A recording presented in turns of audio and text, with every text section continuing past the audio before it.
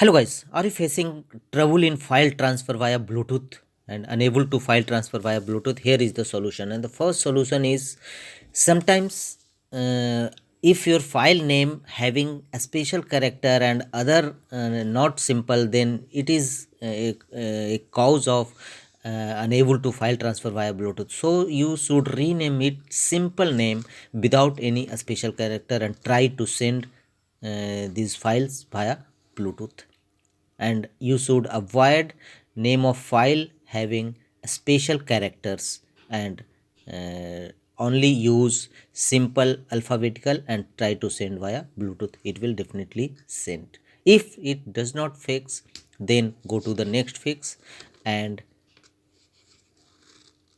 go to window search, type services, open services app, find out the option Bluetooth support services, double click on it to open Bluetooth support services.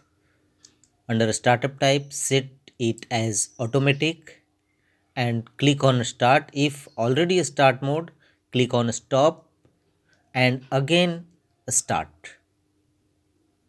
Now try to send files via Bluetooth. It will definitely send. If this method does not work, go to the next fixes. Again go to window search, type fsquirt, and here from where you can also send or file receive via Bluetooth.